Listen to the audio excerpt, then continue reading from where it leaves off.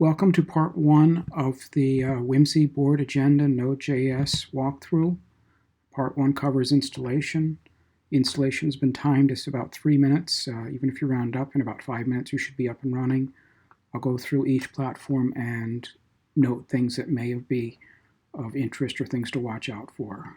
First up is Mac OS. That's the operating system most people use. These 6 commands will get you up and running. Start a server, webpack in a browser window, and prompt you for credentials, etc. Notable, this installs Subversion. The Subversion you may already have is probably incomplete. It doesn't include the command to create a repository, which is very useful for running locally in development and testing. Next thing to note is that Xcode you may have issues with. If you've probably got it on your system. If you haven't updated it for a while, you may have a version that is out of sync, and the simplest solution is to remove it and reinstall it. So if you got problems, and there's a link to you can see if you recognize the problems. The solution is just simply to reinstall it. Lastly, if you've got an old version of Node, installing Node with brew may end up having some problems with permissions on directories. If so, there's a Stack Overflow link to walk you through how you change the ownership of those directories. These problems won't exist if you've got a clean machine. It's just for machines that have got old versions of Node and Xcode, and the solutions are pretty straightforward.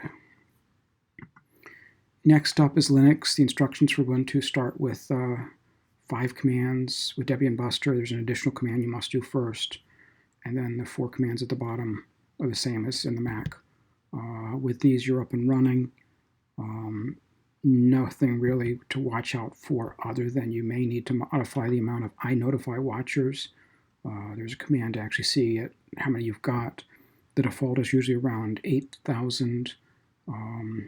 The recommended solution is to upgrade it to just a 500,000, and you'll have no problems.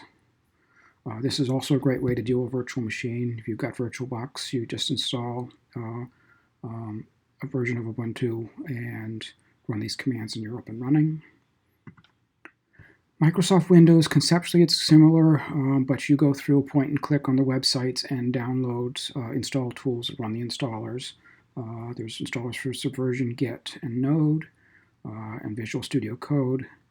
When you get to Yarn, that needs to be run from the command line. And if you run it via Windows PowerShell, you will find a security error. You can solve that, but the easiest way to solve it to me was to switch to Bash Shell instead.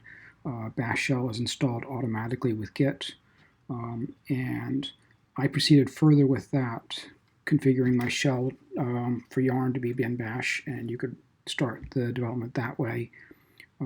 If people really want to do PowerShell or command.exe, we could go through in a few minutes and get that up and working. I didn't bother because Windows is not my preferred platform. But if there's a need, we'll solve that. And the other thing I noticed is the Windows Edge browser does not work. It produces a parse error. Things work fine with Firefox and Chrome. We can look into the Windows Edge problem later. Lastly, Bertrand produced a Docker file. If you notice, it actually will mount your current directory into Docker. That is convenient for development. It's probably not the way you'd want to run in production, but this is proof of concept. You can work in Docker, and it's pretty straightforward. It gets you up and running. If you really want to go with Docker files, this will get you started. There may need to be a lot of work to make it more complete. Finally, the README that's provided, it's got links to the quick starts for those 4, description of the architecture, an overview of the data flow, topic on what equality means. It turns out that's a crucial, important concept, and I recommend reading this at your leisure. current status, and links at the bottom to learn more. I hope with this you can get the code up and running. It actually should take less time than the time you spent watching this video. And if you follow along with the rest of the demos with code up and running on your machine, you'll find it a lot more valuable. Thanks. Continuing with the whimsy board agenda Node.js walkthrough. This is part 2, development workflow. I'll show launching the tool, actually using it to add an item to the agenda, modifying CSS, modifying client source, modifying server source, and modifying data. The last command of any of the installation instructions is to run the command yarn dev. That will actually launch a server. The console window will tell you warnings like variables are not defined but never used. This is where console log messages will go. It took a second to actually connect up between the proxy between the client and the server. Now that it's all connected up, you can see the tools up and running. This is live data. You can see a couple projects have reported early. Most have not. There's lots of time to do so. Let's add an item to change a chair. Let's pick a victim of the newest member of the PMC, draft a resolution, click submit. Wait a couple of seconds and you will see that the resolution appears here. Clicking on it, you can actually see the text is in the agenda. Interesting, and more importantly, you can see the words forked at the top. What actually happened under the covers is a local repository was created. It was preloaded with the current state of the board agendas, and the changes were made against the local repository. Nothing happened on the Apache server. The button at the bottom normally says refresh, now says reset. Right now, if I make further changes, they will continue to happen on my local snapshot, and I'll continue to diverge further, and I won't pick up updates that happen on the version in Apache. If I click reset, you see the resolution goes away, the word fork goes away, and we are back live. Now I'll show some code changes, starting with the simplest thing, a change to the CSS. If I add H1 background color red, and I save that, the background color turns red. Notice I didn't have to traverse over the window, I didn't have to push refresh, I didn't have to do anything but make a source code change. Notice I'm using the pretty much the dumbest editor alive, VI. If it can work here, it can work in your favorite IDE or other text editor. Undoing the change, and it goes away. Let's make a source code change on the client. And you'll see the word update appears. Let's introduce a syntax error. And you'll see a place identifying where the syntax error is. Undo all the changes, back to normal. Let's go to the server. And this is the part that returns back an agenda. Let's return back the agenda reversed. And you can see the agenda reversed. And to show what happens when you make a syntax error, nothing happens in the browser. What you get back is on the server window, an error saying that there was a syntax error, and it will tell you where the syntax error was. Let's put the order back to normal. And lastly, let's look at the file itself. If you go to whimsy report, you can see it's missing. If I add some text and save it, you can see that changed. I can make any change I want to the client, the server, the data, the style sheets, and things just refresh automatically.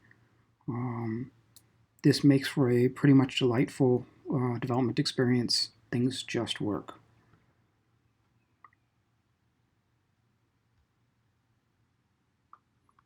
Continuing with part 3 of the Whimsy board agenda Node.js walkthrough. This focuses on the overview of the data from both client and server perspective. The client view includes a server API, cache, and Redux store. Server view has got 4 directories: agenda, cache, SVN, and repo, and we'll show you each. Bringing up the tool itself, and at the moment I'm in the fork state with the additional change tier resolution so that you can show all the data. There's also one pending change that I'll show you that too. Undocumented at the moment, but if you push the equal sign while on the tool, you'll go to a view of the store. This is the Redux store that contains all the data that drives all the views. I'll come back to this one in a minute. This is where in development you're going to spend a lot of your time matching up with this, but let's start with the server view. If you look at the server, these are endpoints. If you click on them, you'll actually bring up the data. Some of this data is confidential. This is a non-confidential view of, here's a list of all the Jira projects. That's used for highlighting Jira requests and linking to them. If we go to server, this will tell that there are currently 2 board agendas. There's 1 draft. Who the directors are, my user information, and MD5 digests. If you go to the cache view, you will see those were live data. This is actually the last one that was actually fetched. So if you actually click on Jira, you can actually see a 404 not found. Interesting. Did not expect that. That sounds like a bug. Server is there, so there's a bug to be fixed in the getting the Jira, but here's the server, 9 directors, 1 pending change in the approved, my user information. You can actually see live data and the cached data, and then once you've got the data, it will go into the store. The server's got roughly the same data. If I go to Reporter, this is the Reporter tool. It'll tell you that at the moment there is 5 reports. They're drafts. The tool knows about those and will actually show that there is a draft report available for these, and actually even the contents of it. Historical comments, there were comments made on each of these various reports in the past, and if you click through, you can actually see the comments. The comments can range from good job to you need to move the attic or whatever. So that is a view from the client. Again, most of the time you're going to spend will actually be in the store. Your code will actually fetch data from the store and display it. And in a later part, I will show that live. From the server view, if you're in the agenda tool, a work directory is created, and there should be up to 4 directories. At the moment I see 3. Cache contains the last parsed data so that we're not constantly fetching against Subversion or LDAP, because it is we're running in forked mode. There's actually a repository that's locally there for the foundation board. That's the one repository I modified. SVN, we actually fetched the commuters boards, which is contains things like committee info.txt, foundation board, which contains the board agendas, and minutes, which contains historical minutes. These have been fetched and stored here. There could be another directory, which I don't seem to have at the moment, that's called agenda, that contains things like pending changes, and that's where it would go. That was a brief overview of the server side. Welcome to part 4 of the whimsy board agenda Node.js walkthrough. This part covers the overview of the code. It'll be a very quick run through of a very large number of source files, trying to show the flavor of each but not going into in depth. So I'll literally be spending seconds on each type instead of actually going into great depth. I'll be doing that using Visual Studio Code. Starting with the client, source client router.js has got routes. If you scroll down, a shepherd page, for example, will run this code. Feedback will go to the feedback component. Help will go to the help component. Insider secrets, bootstrap page, check status. Each route defined here will be mapped to a section of code. That section of code, for example, cache page, if you scroll to the top, you can actually see, if you click on that, you can actually go to the definition of the cache page. If you scroll to the top, you can also go to see the cache page was in pages cache.js. This IDE is too smart. It'll actually allow you to go directly to it. So that's the route. That's the top of everything for the client. Here is a test case. Render splash screen. It'll do a test render with a static route of slash, so it'll be the top, with a store that is currently empty. And when you do that, what you're going to see is fetching board agenda. You're going to expect the root. There'll be a paragraph element that contains a child with the text fetching board agenda.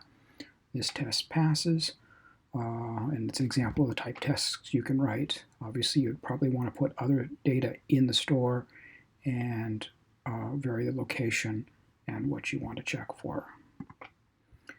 The refresh button, if you go back, there's a button here that's either called reset or refresh, depending on what its current state is. I'm currently in a fork state, so it says reset is handled by this code. This is an example of the types of components that are on the client side. One of the most simplest cases, which is just a refresh button. The various pieces of it are a bunch of imports. Map state to props. This is where you identify what you want to subscribe to. Going back here, if you go to the server view, the store view, client agenda file, offline is false, agenda file that I'm currently viewing is this one. On the server, I can see that forked is true. Those are the data points I need to render this particular component. So I get the agenda file from state, client agenda file, offline from state, client offline, forked, state, server forked, pretty straightforward. The definition of the component itself, the initial state is the disabled is false. The actual state of the button will be whether the state is disabled, or if I'm offline, I will disable the button.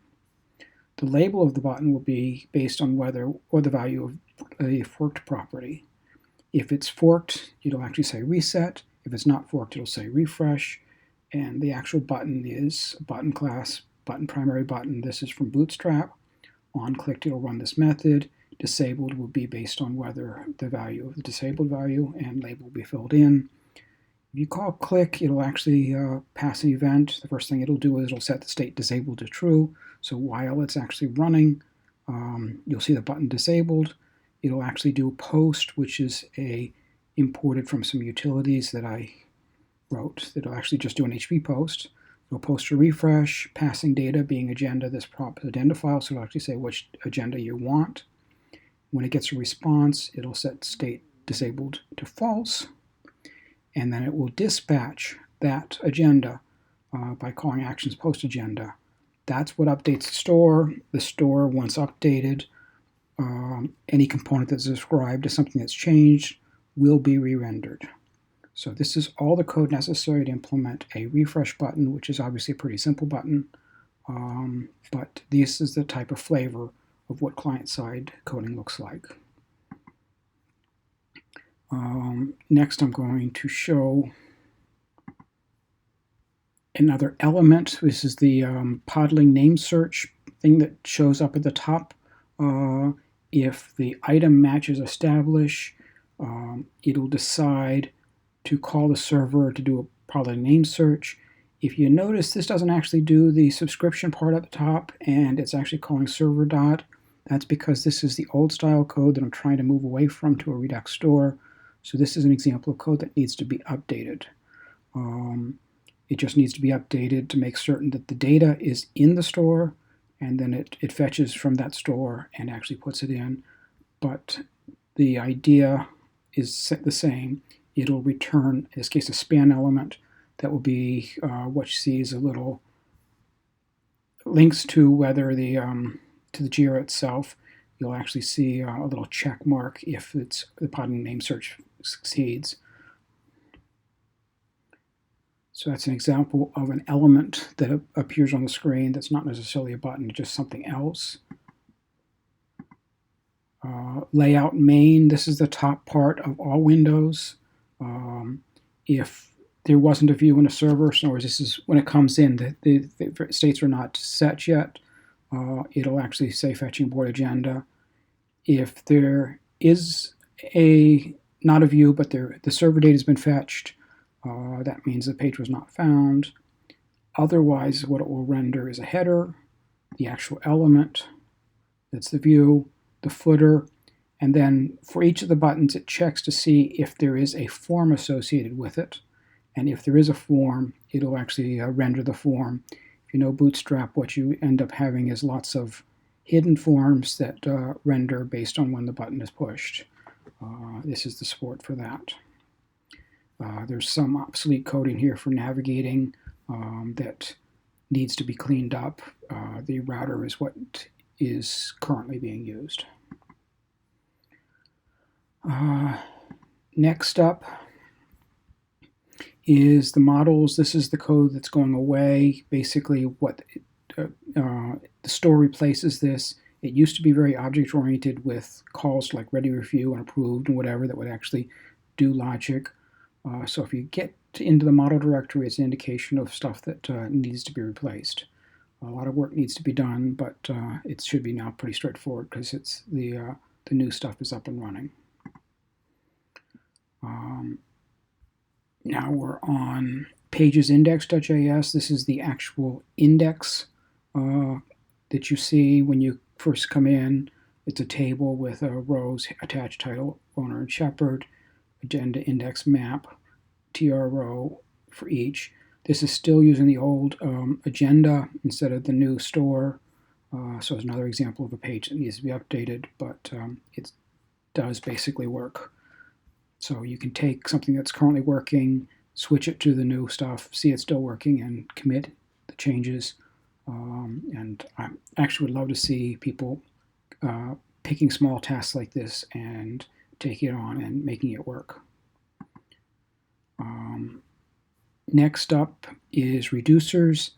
The actual changes to the store is very constrained. You actually need to send in actions. I showed in the refresh where you get a new agenda, you send an action to say update the agenda.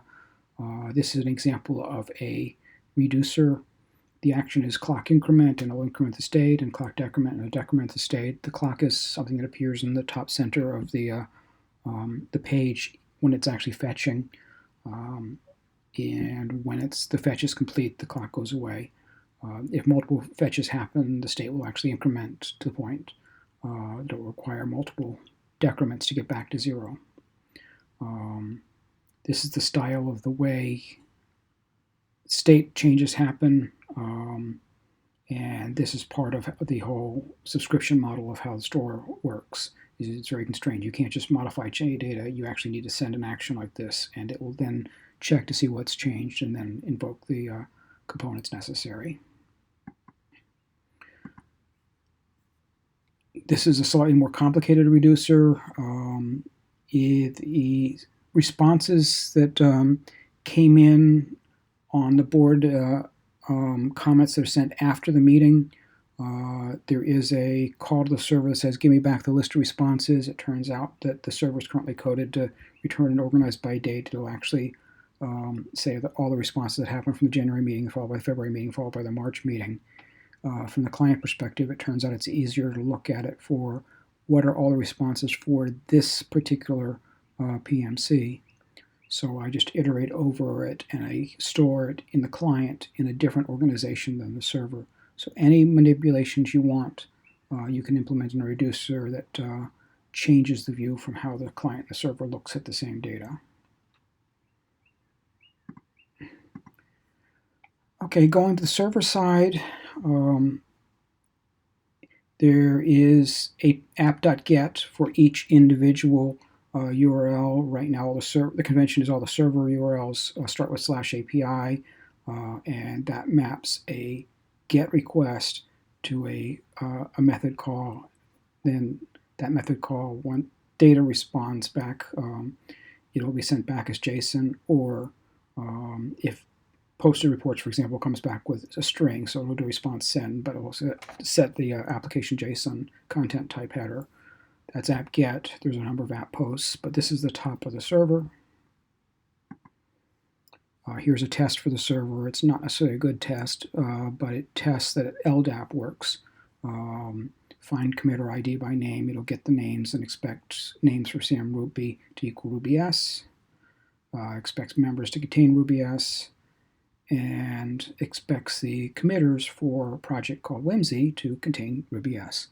Again, not necessarily a valid test, but it is actually a test that works and gave me confidence that the LDAP stuff is up and running.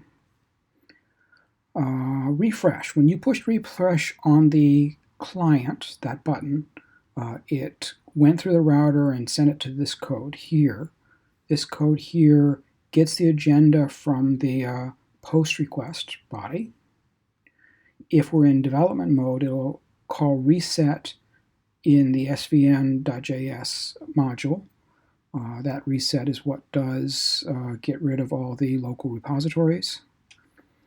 It'll then do a board update, which is an svn update against the board directory. 0 means anything older than 0 is to be considered stale, so basically it's going to force a refresh.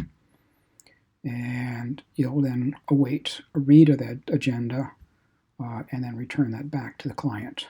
So a very simple request has got a very simple piece of code to implement it.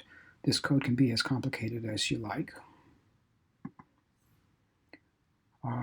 This is the code that responds back to when you ask for all the JIRAs. I'll show that data.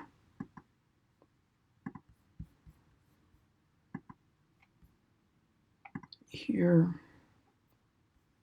This is a list of all the JIRA projects. That data is actually received by issuing an HTTP request against port 443 as an HTTPS request, HTTPS GET. It'll get the data from JIRA. It'll reformat it slightly, and then it'll save it into a cache and resolve it to send it back to the server. So this is an example of handling a request to an API. Change tier mustache is actually a template that is actually for the change tier resolution. Triple curly brace basically means include that text here. Cache.js is what manages reading and writing and timeouts and the like, time to live. If the file is relatively recent, return back cache, otherwise return back nothing, and that'll force it to actually get back new data. There's also a possibility of saying, fetch me this as long as it is newer than another file. So the txt file for a board agenda, once parsed, is actually stored as a JSON file. And as long as the JSON is newer than the txt file, it's considered fresh. Config is just basically a thing that contains what time zone, where to find various directories, what port to use, and sets node env to production if it wasn't set. But if you do run, right now it's running everything in development mode. LDAP.js is the calls to LDAP. Relatively straightforward. svn.js is what issues the checkouts commands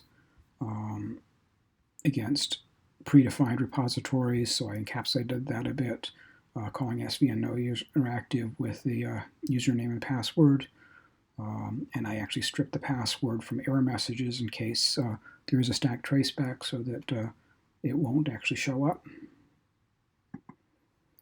Watcher watches for file changes. It's what notices, for example, a board agenda change, and if so, it'll cause it to be read. If the cache changes, it'll broadcast a digest. So watchers just basically watch for file system changes and trigger events based on what happened. And the final piece is a WebSocket. This is what connects the client and server, including the broadcast message that will allow you to send a message to all. Again, this is a very quick walkthrough. It did take me over 15 minutes to get even through all this. I didn't go into any depth, but there's a lot of source files, but at least this hopefully will give you a flavor of each of the different types of source files. Part 5 of the whimsy board agenda Node.js walkthrough. This will actually show implementing a feature, adding state to the server, rendering state on the client, and dynamic updates. This pulls a number of things together. I've shown before the store. If you go to the store, you'll actually see it's got various pieces like agenda, client, server.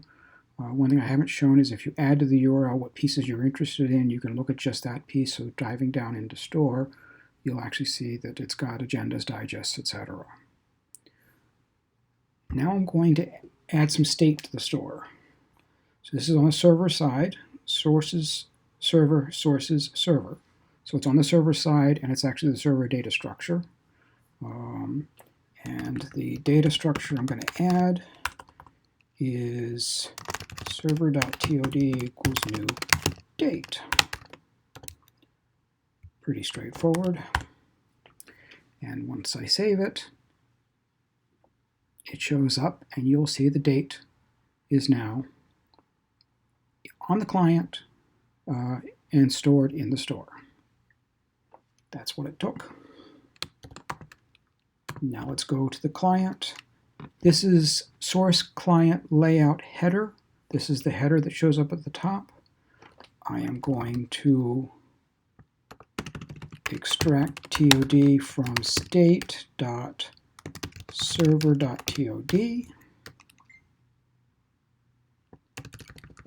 That'll put it into a property. Let's put that property into a variable. And in the header, let's put a span element with TOD. Save that, and you'll see the time at the top. It refreshed a couple times till it got stable, and now it's there. Now let's make it even more fun. This is the server itself that actually starts up something called Express, and when it's done, it console logs whimsy board agenda app listening on port whatever. So this is the startup of the server.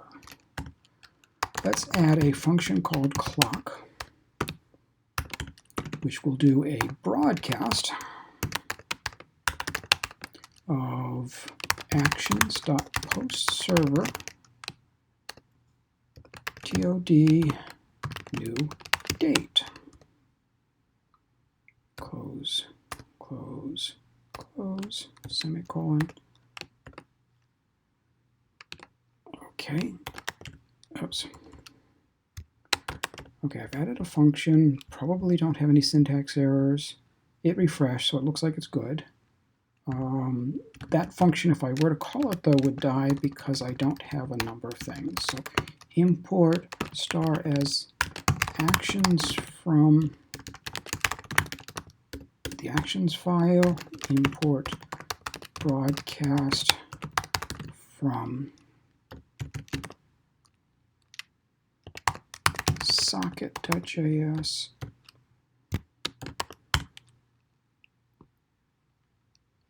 and we didn't refresh because I got a syntax error.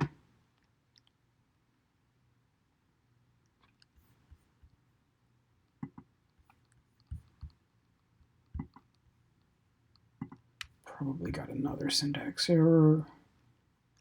WebSocket is in.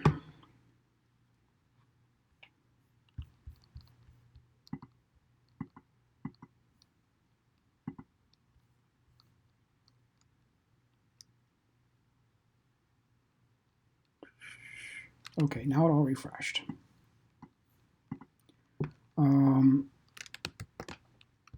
Now let's get really fun. Set interval clock 1000.